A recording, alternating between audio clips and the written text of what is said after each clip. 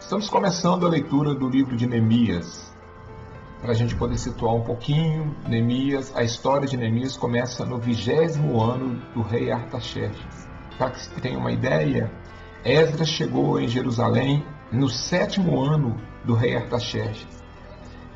Quando o povo dispensou as suas esposas, foi no 9º ano do rei Artaxerxes. Ou seja, 11 anos depois, começa a história de Neemias. Neemias, ele é enviado pelo rei Artaxerxes de volta para Jerusalém, porque ele sentiu uma necessidade muito grande de contribuir com o que Deus estava fazendo no retorno do seu povo para a terra. O sacerdote Esdras, além dele escrever toda a história do retorno do povo para a terra prometida, ele foi usado por Deus para promover um grande reavivamento espiritual no povo que retornou do cativeiro babilônico, no povo que estava de volta para a sua terra.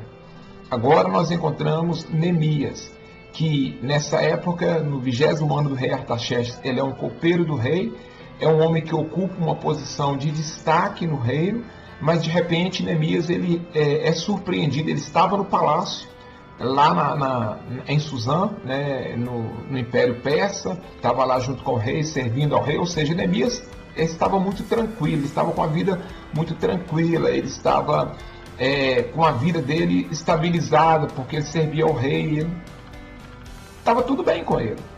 Só que Neemias, ele fica sabendo da situação que estava os seus irmãos em Israel, em Jerusalém, isso já no ano 20º do rei, quer dizer, 13 anos depois que o sacerdote Esdras trabalhou aquele avivamento espiritual em Israel, em Jerusalém, em Judá, melhor dizendo, Neemias está lá servindo ao rei, estava tudo bem com ele, estava muito cômodo a situação dele, porque ele estava próspero, ele estava bem, ele não tinha que se preocupar com nada no que dissesse respeito a ele mesmo, mas ele fica sabendo que os irmãos dele que estão lá em Jerusalém estão em desgraça.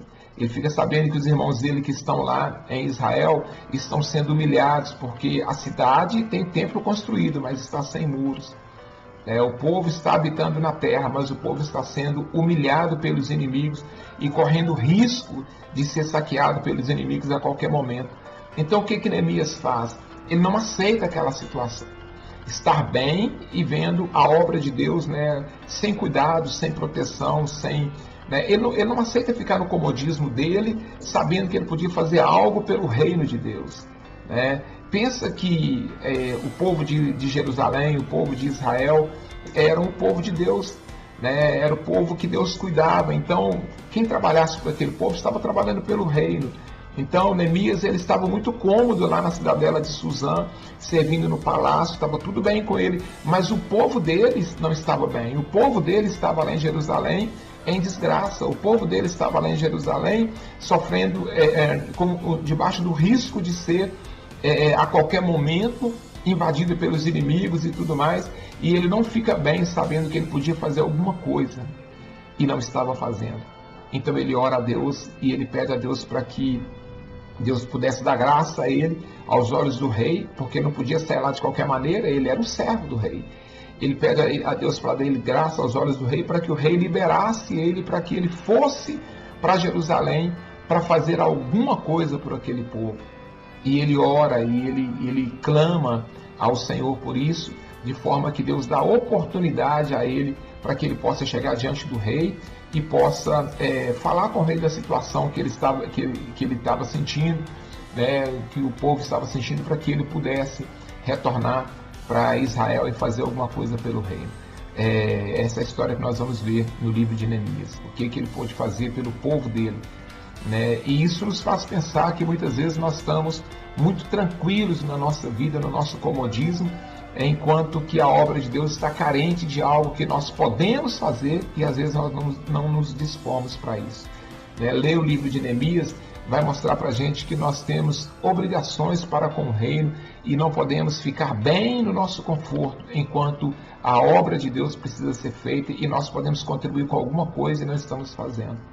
né? Também vai nos mostrar que existem dificuldades. Tem gente que não quer fazer a obra de Deus porque tem dificuldade. Se não tivesse dificuldade, não precisava de ninguém para fazer. Ela aconteceria por si própria, né? Tem dificuldades sim, tem barreiras, mas nós vamos aprender também como lidar com tudo isso. E quando nós colocamos o coração no reino, Deus ele é favorável a nós e nós somos mais do que vencedores. É isso que nós vamos aprender nessa leitura em nome de Jesus. Feche seus olhos e ore comigo. Senhor, muito obrigado pela tua graça e teu poder em nossas vidas, porque o Senhor é o nosso Deus e tem cuidado de nós. Nos ajude, Pai querido, a sair da nossa zona de conforto para cuidar da obra do Senhor, do reino do Senhor e fazer a tua vontade, Senhor, cumprir o chamado, o ministério que o Senhor nos deu, em nome de Jesus. Amém. Deus te abençoe, no nome de Jesus.